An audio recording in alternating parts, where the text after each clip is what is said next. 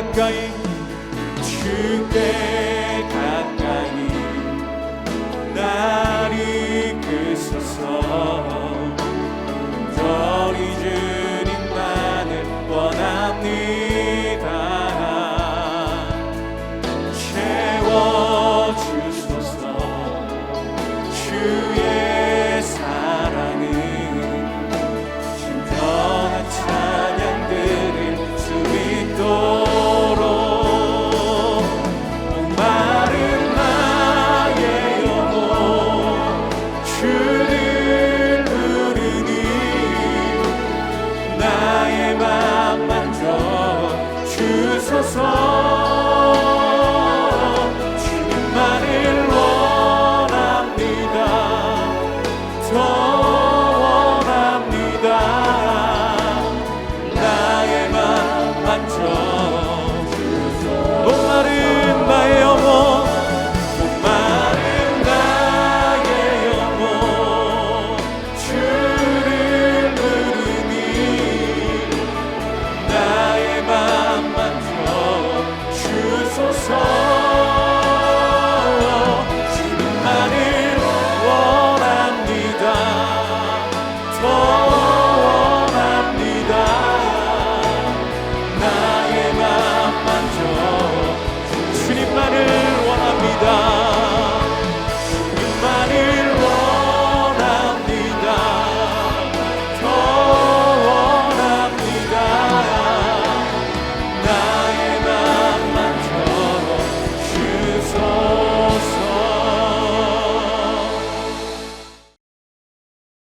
그러나 그들은 그가 행하신 일을 곧 잊어버리며 그의 가르침을 기다리지 아니하고 광야에서 욕심을 크게 내며 사막에서 하나님을 시험하였도다.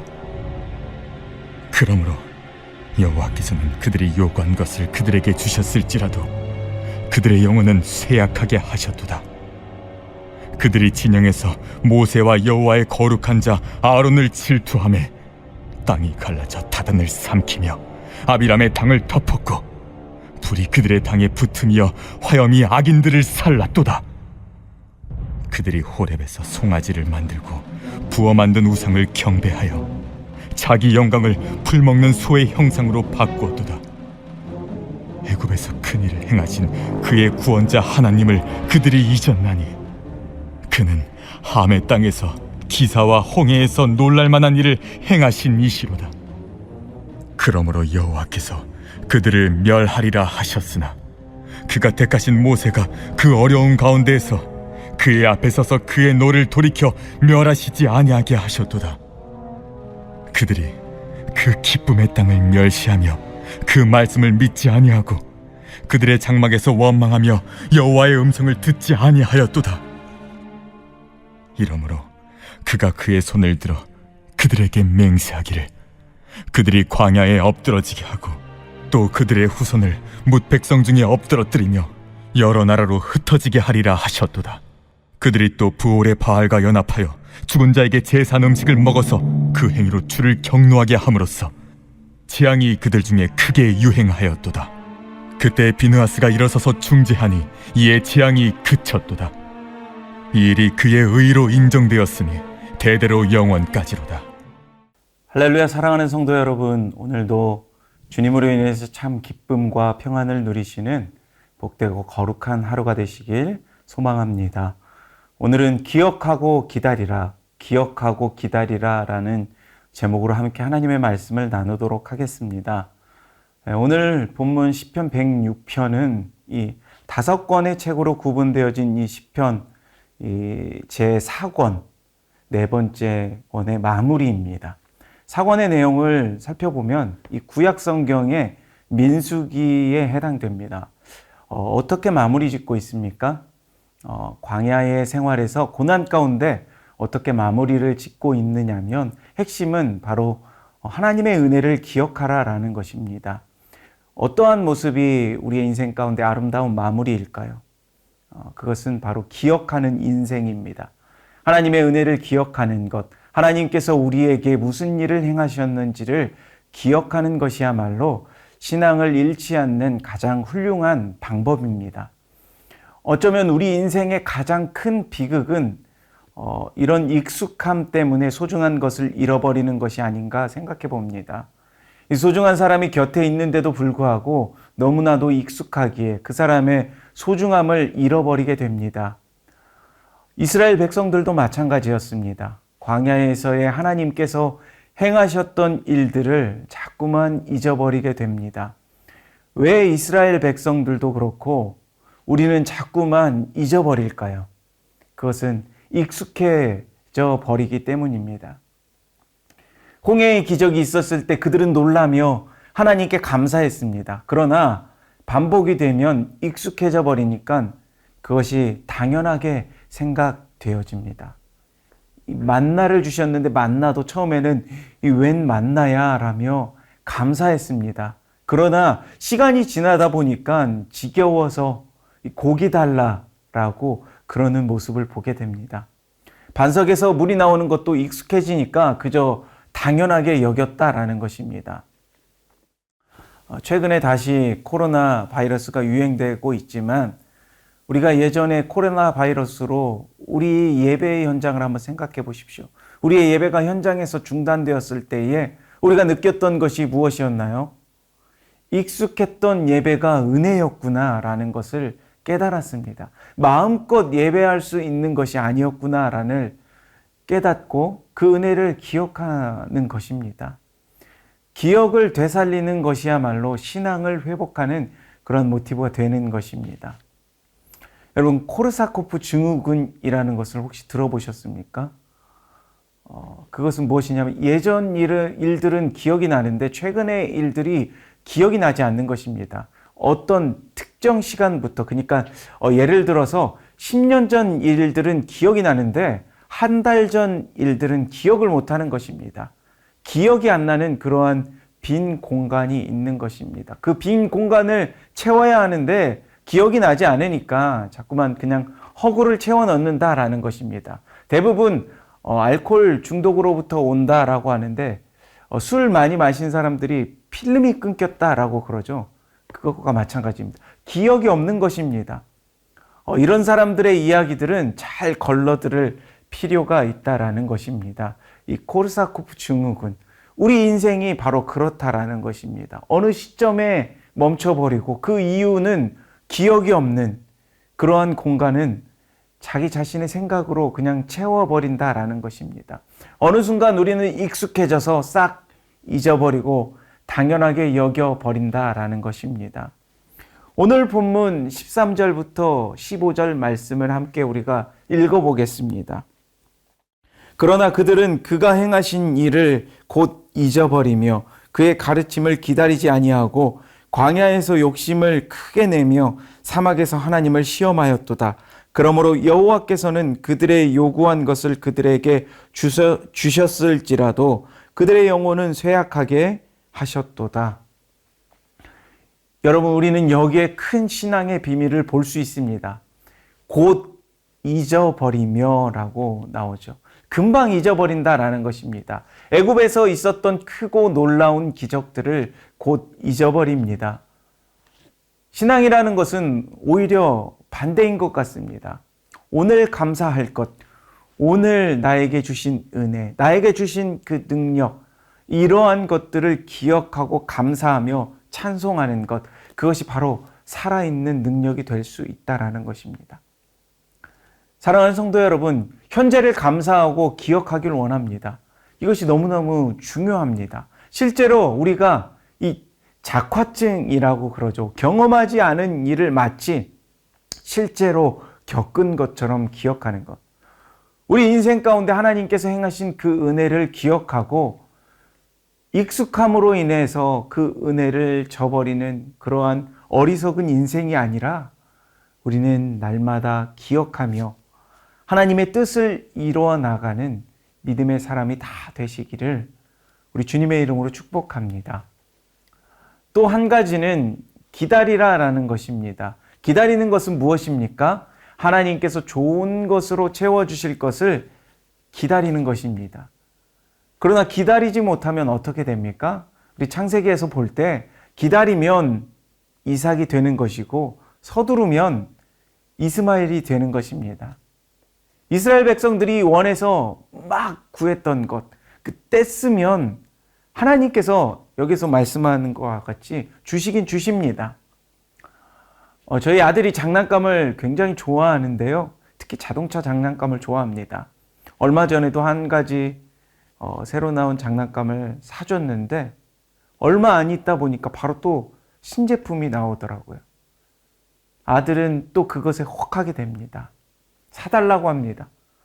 지난번에 샀으니까 타일러서 마음을 돌이키기에는 이미 늦었습니다. 막 그냥 떼쓰는 거죠. 그러면 또 사주게 됩니다. 여러분의 많은 아이들이 이 사람들 많이 보는 데서 막 떼쓰면서 죽는다고 떼굴떼굴 구르면 어떻게 합니까? 대부분 부모님들은 그것에 못 이겨 사줍니다. 욕심을 들어주기는 한다라는 것이죠. 이스라엘 백성들이 똑같습니다. 우리에게 왕을 주십시오. 하나님 우리에게 왕을 달라. 우리에게 왕을 주십시오라고 그렇게 그래가지고 사울왕을 하나님께서 주셨더니 얼마나 고생했습니까? 광야에서도 고기 달라고 해서 하나님께서 주셨죠. 메추라기를 주셨는데 이후에 벌받아서 많이 죽고 그랬습니다. 하나님께서는 이렇게 달라고 하면 주십니다. 그런데 하나님께서 주신 것을 받아야 하지 내 욕심을 가지고 떼써서 달라고 해서 받은 것, 그것이 결코 좋은 것이 아니다라는 것입니다. 그래서 우리의 기도의 제목도 바뀌어야 한다라는 것입니다. 내 욕심 가지고 기도하는 것이 아니다라는 것이죠. 지금 이스라엘 백성들이 육적으로는 얼마나 풍부합니까? 그러나 영적으로는 쇠약해졌습니다. 그들의 욕심으로 인해 얻었을지라도 영혼이 쇠약해져서 조그만한 그 어려움에도 픽픽 쓰러져 버리는 그러한 상황이다라는 것입니다. 다 약해졌습니다. 기도도 약해지고. 여러분, 하나님이 주실 때까지 기다려야 하는 것입니다. 하나님께서는 필요할 때 우리에게 적절하게 그러한 영적인 근육이 생기게 하시면서 우리에게 주신다라는 것입니다. 잠언 10장 2절 말씀에 이렇게 나와 있습니다. 여호와께서 주시는 복은 사람을 부하게 하고 근심을 겸하여 주지 아니하시느니라. 예, 우리의 욕심으로 구한 것과 하나님께서 주시는 것은 완전히 다릅니다. 욕심으로 구하면 우리의 영혼은 쇠약해져만 갑니다. 하지만 하나님께서 주신 그 복은 근심을 겸하여 주시지 않는다라고 성경은 우리에게 말씀하고 있는 것입니다. 사랑하는 성도 여러분, 내 욕심으로 하나님께 떼쓰며 나아가는 것이 아니라 하나님께서 주시는 그 복을 기다림으로 받으며 그것을 다 누릴 수 있는 하나님의 존귀한 자녀들이 되시기를 주님의 이름으로 축복합니다. 그 다음에 이어서 나오는 것은 무엇이냐면 리더들이 나오게 되죠. 모세와 아론, 비느하스 이런 사람들을 들면서 리더가 누구냐, 리더가 누구인지를 말씀하고 있다라는 것입니다. 여러분, 리더가 누구입니까? 리더는 대신 죽는 자가 리더입니다. 십자가의 길을 걸어가는 자입니다. 16절부터 18절까지의 말씀입니다. 그들이 진영에서 모세와 여호와의 거룩한 자 아론을 질투하며 땅이 갈라져 다단을 삼키며 아비람의 당을 덮었고 불이 그들의 당에 붙음이요 화염이 악인들을 살랐도다. 왜 모세와 아론에게 달려들었습니까? 왜 너희들만 리더십을 차지하고 있느냐라는 것입니다.